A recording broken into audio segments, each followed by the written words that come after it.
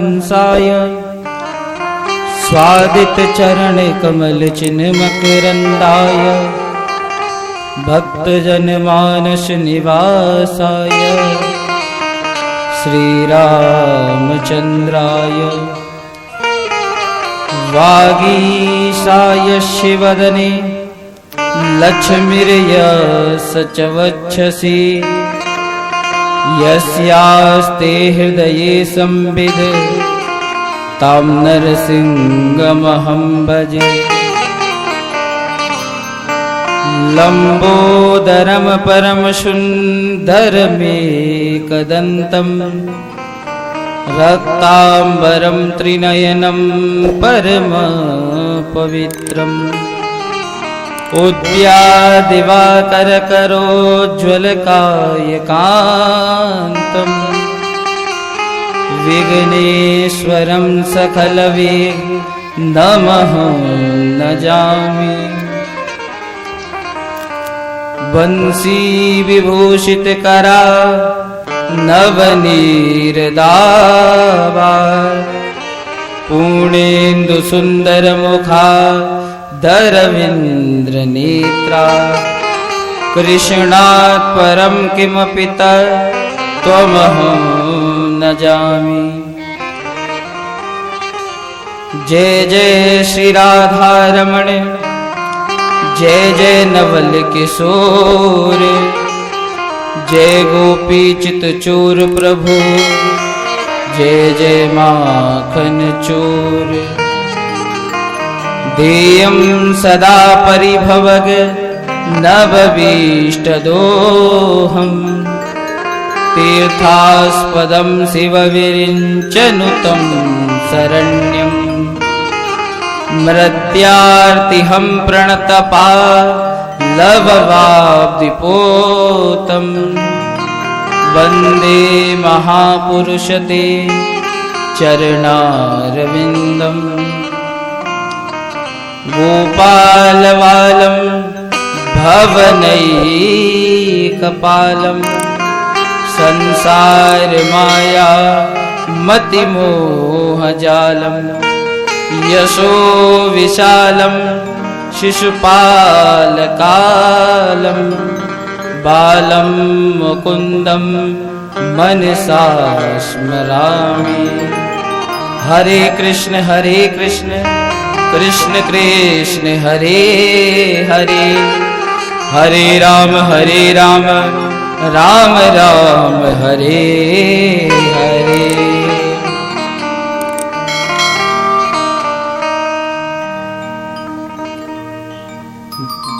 जय जय श्री राधा रमण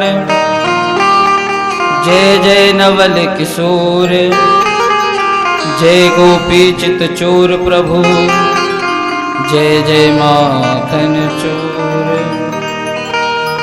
श्री राधे मेरी स्वामिनी मेरा दे जी को दास और जन्म जन्म मोहि दीजियो श्री वृंदावन को वास। लाख बार हरि हरि कहें और एक बार श्री हरिदास अति प्रसन्न श्री लाडली सदा विपिन को वास। भक्ति भक्त भगवंत गुरु चतुर नाम वपु एक और इनके पग बंधन किए जो नाशत विघ्न अनेश। मेरो मन वानिक गिरवी धर्यो वामन मोहन के पास और प्रेम व्याज इतनो बढ़ियो अब ना छूटने की आस। चलो सखी वहां चालिए जहां बसत व्रजराज और गौरस वेचत हरि मिले एक पंत दो काज। बोले वृंदावन बिहारी लाल की जोर से बोलो वृंदावन बिहारी लाल की जय हो। आवाज नहीं आ रही भैया ने और जोड़ते बोलो वृंदावन बिहारी लाल की जय हो। श्री राधा रानी सरकार की जय हो, नवलेश्वर धाम की जय हो। इतनी कंजूसी अच्छी नहीं है। कोई पैसे खर्च तो हो नहीं रहे जयकारा लगाने में, इसलिए जिव्या को पवित्र करते हुए बोलो वृंदावन बिहारी लाल की जय हो। तुम रुक जाओ, इनकी आवाज आने दो जरा।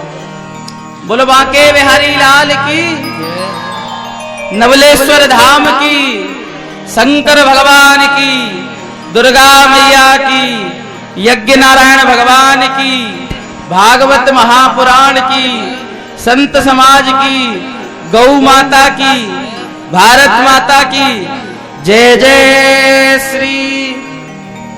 बोले आधे आधे, अरे जोर से बोलो जय जय श्री राधे।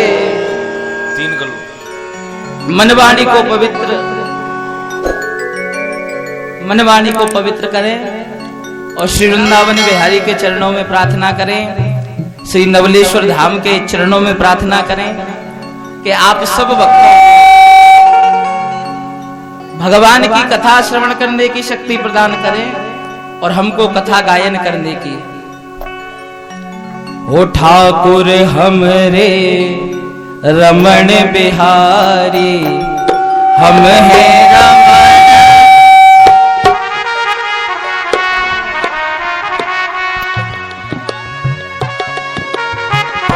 ठाकुर हमरे रमण बिहारी, हम हैं रमण बिहारी।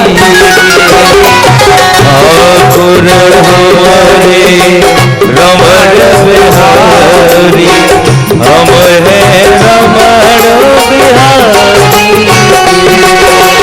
ठाकुर हमारे रमण बिहारी, हम हैं रमण बिहारी। ठाकुर हमारे रमण बिहारी, हम हैं रमण बिहारी। हाथ बोल के रमण बिहारी लाल की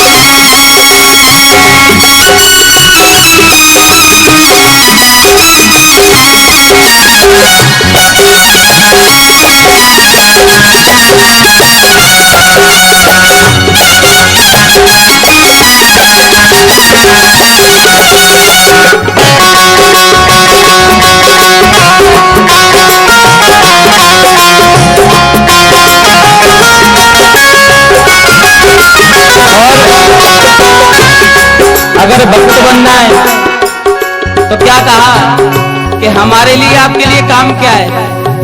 साधु सेवा धर्म हमारा, साधु सेवा धर्म हमारा, साधु सेवा धर्म हमारा, साधु सेवा धर्म हमारा। काम न दुनियादारी से हमें, काम न दुनियादारी से। इसीलिए दोनों हाथ खोल के आप लोग भी कहो,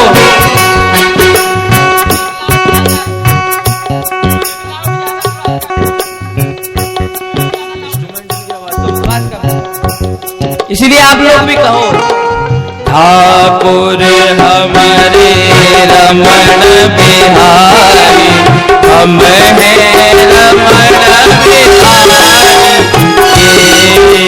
ठाकुर हमारे रमण बिहारी, हम हैं रमण बिहारी। हम हैं रमण बिहारी के, हम हो चुके रमण बिहारी।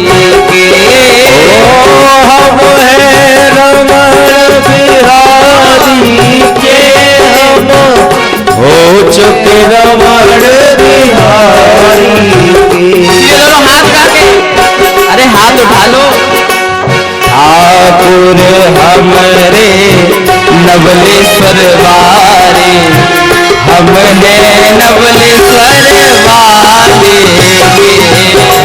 हमरे रमण बिहारी, हम हैं रमण बिहारी। हरि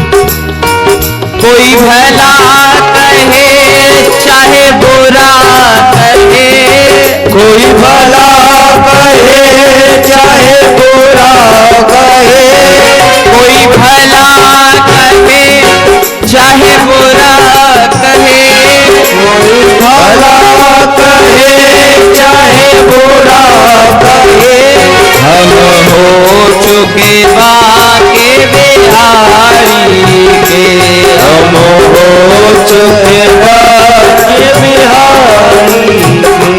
यारे ठाकुर हमारे सब मेरे तालियों की सेवा करते हुए, हम हैं रमण बिहारी के।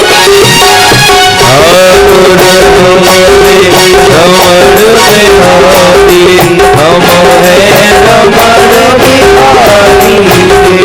हम हो चुके अमर बिहारी के, हम हो चुके अमर बिहारी के, हम हो चुके आके बिहारी के, हम हो चुके आके बिहारी के। यार ठाकुर हमारे अमर बिहारी, हम हैं अमर बिहारी के। ठाकुर हमारे अमर बिहारी, हम हैं रमण बिहारी के।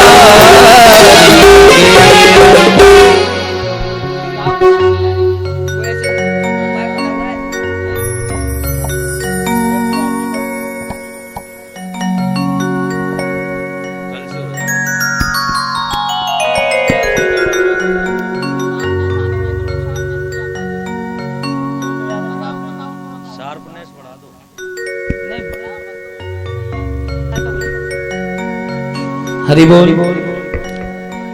श्री राधे। परम मंगल में परात्पर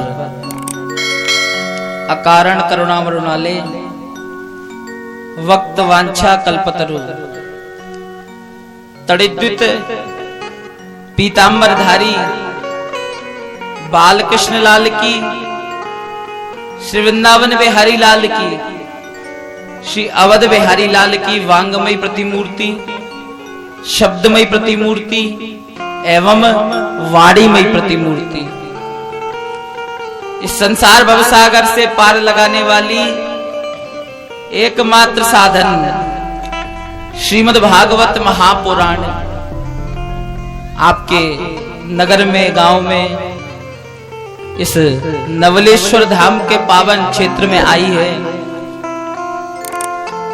तो इस कथा में प्रवेश करने से पूर्व मनवाणी को पवित्र करिए और श्री वृंदावन बिहारी के चरणों में, अवध बिहारी के चरणों में प्रार्थना करिए। और ब्रज की अधिष्ठात्री देवी श्री राधा रानी के पावन नाम आश्रय को लेते हुए, क्योंकि श्याम कहे से श्याम न आए, खूब श्याम श्याम चिल्लाते रहना, कन्हैया कन्हैया चिल्लाते रहना, लेकिन वो नहीं आएगा। श्याम कहे से श्याम न आए, राधे राधे बोलो प्यारे श्याम दौड़े आए। अगर भगवान को बुलाना है, इस कथा में अपने मन को लगाना है, तो राधा रानी के नाम का आश्रय लेना पड़ेगा। और यदि राधा नाम के आश्रय को आप लोग ले लोगे तो वृंदावन बिहारी भी तुम्हारे हृदय में आ जाएगा। दुनिया के लोग लक्ष्मी को मनाते हैं कि लक्ष्मी हमारे साथ रहे, लेकिन लक्ष्मी को मनाने से काम नहीं चलेगा। लक्ष्मी संसारिक सुख दे देगी, लेकिन वैकुंठ में तुम्हारे साथ अगर कोई जाएगा तो वो भगवान नारायण का किया हुआ भजन। धर्मानुगो गच्छति जीवेका, किया हुआ धर्म कर्म भजन ही संग जाएगा, लक्ष्मी नहीं जाएगी। इसलिए केवल लक्ष्मी को मनाने से काम नहीं चलेगा। मनाना है तो लक्ष्मी नारायण को मनाओ, क्योंकि नारायण जहां पर आएंगे वहां आपका कल्याण अवश्य होगा। इसलिए अगर हमें भगवान श्याम को बुलाना है, कन्हैया को बुलाना है, तो राधा नाम का आश्रय लेना पड़ेगा। और जो राधा नाम का आश्रय लोगे तो भैया तुम बन जाओगे ब्रजवासी, क्योंकि वृंदावन में रिक्शे वाला घंटी नहीं लगाता, कोई कन्हैया कन्हैया चिल्लाता हुआ नहीं मिलेगा। वृंदावन वासी क्या कहते हैं? राधे राधे। के राधे तू बड़ भागिनी, कौन तपस्या कीन, तीन लोक तारण तरण सो तेरे आधीन। तो भगवान की परम शक्ति, परम जो ब्रज की अधिष्ठात्री देवी है, उन श्री राधा रानी का पावन नाम आश्रय लीजिए। अपने अपने गुरु गोविंद भगवान का ध्यान करिए और कथा के मध्य विराजमान जितने भी भक्त हैं, माताएं, आप सबके हृदय में भी परमात्मा का वास है। उन परमात्मा को भी ध्यान करते हुए बाबा की एक चौपाई में, सिया राम में सब जग जानी, सिया राम में सब जग जानी, करहूं प्रणाम जोर जोग पानी, करहु प्रणाम जोरे जोग पानी, सिया राम में सब जग जानी, ओ सिया राम में सब जग जानी। सबके अंदर परमात्मा का भाव रखते हुए आप सबको हमारी ओर से प्रणाम, और हमारी ओर से और हमारे पूरे जितने भी ये वृंदावन का परिकर है, इसकी ओर से आप सबको राधे राधे। बोलो जोर से, अरे आवाज नहीं आ रही, जोर से बोलो राधे राधे। तो राधा नाम का पावन आश्रय लेते हुए आज से हम और आप श्रीमद् भागवत में प्रवेश करेंगे। ये श्रीमद् भागवत क्या है? क्या है ये श्रीमद् भागवत? भगवान श्री हरि ने अपने शरीर से गंगा को प्रकट किया। सबको पता है गंगा जी में जाकर स्नान करने से क्या होता है? मुक्ति मिलती है। गंगा में स्नान करने से सारे पाप मिट जाते हैं। लेकिन लोग कहते हैं कि भागीरथी गंगा, उस गंगा में जाने से। लेकिन बंधुओं सज्जनों, भगवान ने अपने शरीर से एक नहीं दो गंगा प्रकट की है। एक भागीरथी गंगा है और एक है भागवत गंगा। अंतर इतना है कि भागीरथी गंगा चरणों से निकली है और भागवत रूपी गंगा मुख से निकली है।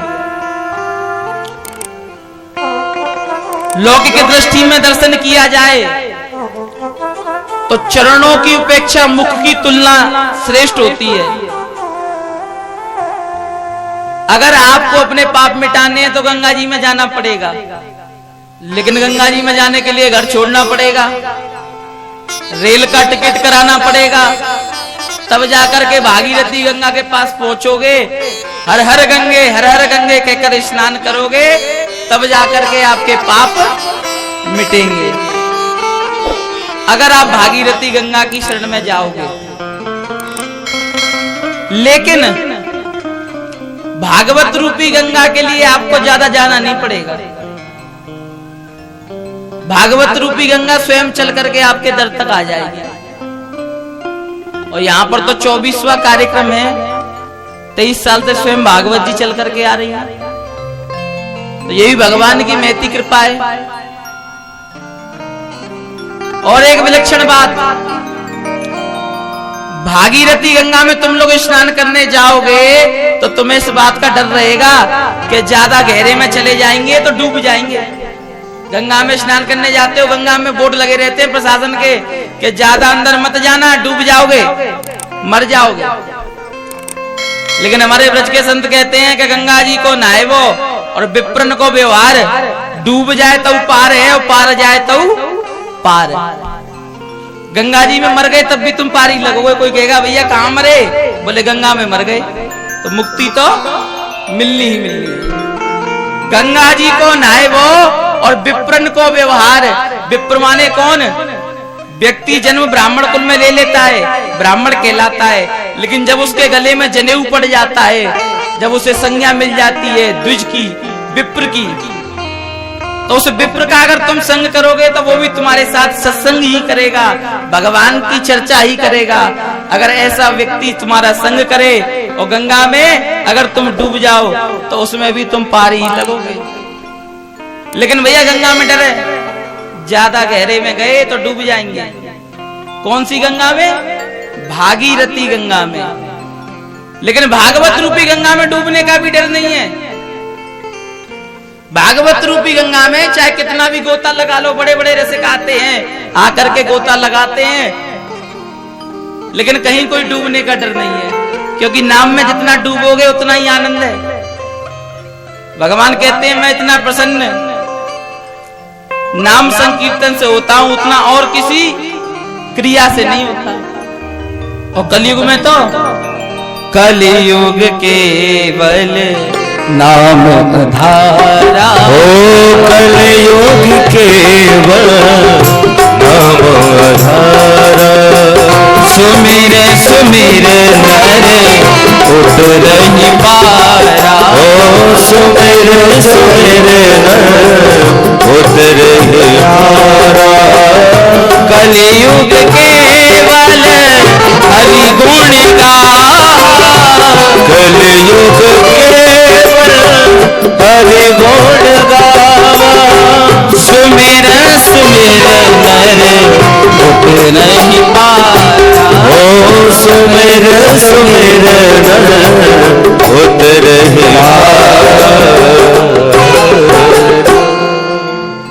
तो कलयुग केवल नाम आधारा।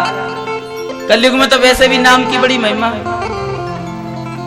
तो भगवान नाम संकीर्तन में तुम जितना डूबोगे, भागवत रूपी गंगा में तुम जितना डूबोगे उतना ही पार जाओगे। और एक बात, गंगा के दर्शन करने के लिए जाना पड़ेगा, लेकिन यहाँ भागवत तो गांव गांव नगर नगर स्वयं चल के आती है, कल्याण कराती है, कल्याण करा के पुनः अपने गंतव्य पर पहुंच जाती है। ये भागवत की महत्वता है। और आज नवलेश्वर धाम को देख करके तो बड़ा सुंदर भाव मन में आ रहा है, क्योंकि ये नवलेश्वर की जो धाम की जो कमेटी है धन्यवाद की पात्र है। क्यों? क्योंकि आजकल का व्यक्ति धन्यवाद बिना किसी बात के बांट देता है। किसी ने एक बीड़ी दे दी तो कहेंगे धन्यवाद भैया, एक बीड़ी दे दी, तंबाकू दे दी तो बड़े धन्यवाद भैया। लेकिन ये धन्यवाद भी हर किसी को बांटने की चीज नहीं है। ये धन्यवाद भी किसी विशेष व्यक्ति को ही देना चाहिए, प्रसाद की तरह बांट देना नहीं चाहिए।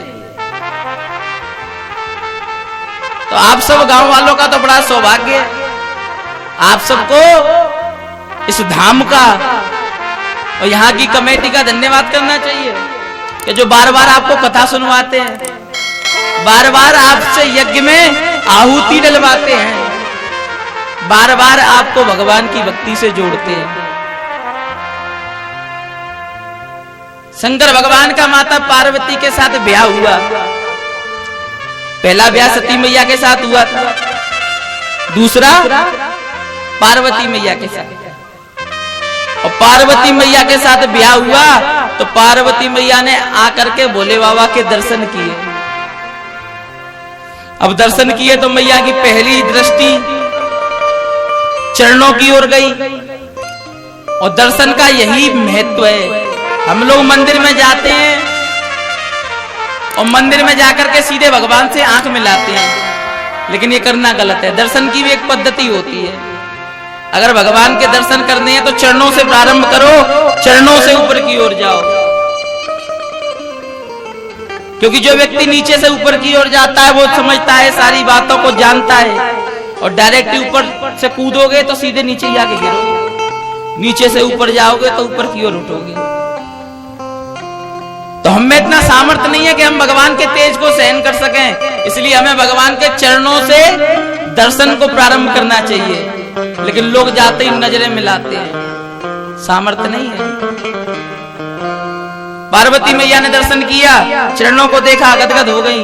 जैसे ही ऊपर की ओर अपने नेत्रों को लेकर के गई, मुखारविंद का दर्शन कर रही हैं, पूरे शरीर का दर्शन कर रही हैं, गदगद हो रही हैं। लेकिन जैसे ही दर्शन ऊपर की ओर किया तो आज भोले बाबा के सिर पे एक स्त्री को बैठे हुए देख लिया। पार्वती कहती है, देवी तुम कौन हो? तो वह स्त्री कहती है, मैं तुम्हारी बहन हूं। पार्वती बोली, मेरी बहन? मैं तो अपने पिता की इकलौती पुत्री हूं, तुम कहां से आ गई? तो आज वह देवी कहती है, देखो तुम भी हिमालय की पुत्री हो और मेरा भी प्रादुर्भाव अगर कहीं से हुआ है तो वो हिमालय से हुआ है। वो देवी कौन है? वो देवी है गंगा। तेरी जटा से निकली गंगा। भोले बाबा के सिर पे जटा में कौन है? गंगा मैया। गंगा मैया आज कह रही है कि मैं तुम्हारी बहन हूं। तो आज मैया ने कहा, चलो ठीक है, तुम मेरी बहन हो, अच्छी बात है, लेकिन ये बताओ तुम मेरे पति के सिर पे क्यों बैठी हो? बहन हो अच्छी बात है, लेकिन सिर पे क्यों बैठी हो मेरे पति के? गंगा मैया मुस्कुराने लगी, कहने लगी, देवी एक बात तुमको नहीं पता। बोले क्या? बोले कभी भी कोई स्त्री बिना पुरुष की मर्जी के उसके सिर पे नहीं चढ़ती। पुरुष बैठालता है तो स्त्री चढ़ जाती है। ऐसी बात है? बोले हाँ। बोले इनने चढ़ाया है तो हम सिर पे बैठ गए। पार्वती मैया बोली, कोई बात नहीं, भजन में मस्त थे इसलिए याद नहीं रहा होगा, लेकिन अब इनका ब्याह हो गया है हमारे साथ, तो अब कृपा करके आप उतर आओ और हमें बैठने दो, क्योंकि अब ये स्थान हमारा है। तो गंगा मैया कहती हैं, देखो देवी, पुरुष के सिर पे चढ़ना कठिन है, लेकिन जब एक बार कोई चढ़ जाता है तो फिर उतरता नहीं है, इसलिए अब तुम मुझसे उतरने की कामना मत करो। पार्वती मैया ने मन में विचार किया कि ऐसा क्या काम गंगा ने कर दिया कि भगवान भोलेनाथ ने गंगा को अपने सिर पे धारण किया है। विचार किया, कहा चिंता मत करो, मैं भी एक ऐसा काम करूंगी कि तुमको सिर से उतारेंगे और मुझे सिर पर चढ़ाएंगे। अब ये देखो विलक्षणता, दुनिया में लोगों की शादी होती है, ब्याह होता है, दुनिया चालू करती है काम कथा, लेकिन पार्वती जी ने देखा कि अब सिर पे बैठना है तो शादी होके आई थी, आते ही भोले बाबा से पूछ लिया कि मुझे राम के बारे में बताओ, मुझे राम कथा सुनाओ। पार्वती ने संसारिक लोगों की तरह काम कथा चालू नहीं की, राम कथा चालू की, और उसी राम कथा का प्रभाव कि भोले बाबा ने पार्वती जी के सामने हाथ जोड़ लिए। पति ने पत्नी के हाथ जोड़े और क्या कहा, धन्य धन्य गिरे राजकुमारी, धन्य धन्य है राजकुमारी, धन्य धन्य गिरे राजकुमारी, धन्य धन्य है राजकुमारी, तुम समान नहीं को तुम समान कोई धन्य धन्य गिरिराज कुमारी, तुम समान नहीं को उपकारी। क्यों? क्योंकि तुमने जिन इष्ट को मैं ध्याता हूं उनकी कथा सुनने की इच्छा जागृत, माने जिन भगवान राम के भजन को भोले बाबा करते हैं, आज पार्वती जी ने उनके बारे में पूछ लिया, तो आज गदगद है।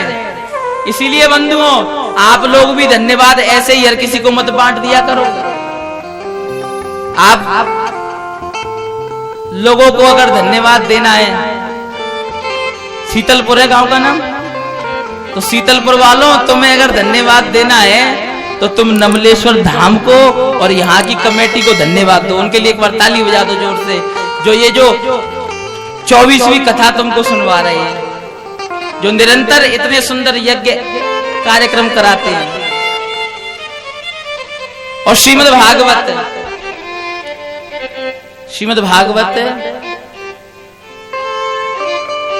में सर्वप्रथम अगर कुछ है तो वो है भगवान का ध्यान। दो महात्म्य श्रीमद् भागवत में विद्यमान है, प्रारंभ में और विराम में। प्रारंभ के महात्म्य में 6 अध्यायों की कथा आती है। 6 अध्यायों में पहला अध्याय और पहले अध्याय का पहला श्लोक, सच्चिदानंद रूपाय विषवोत्पत्त्यादि हेतवे तापत्रय विनाशाय श्री कृष्णाय वयं नुमः।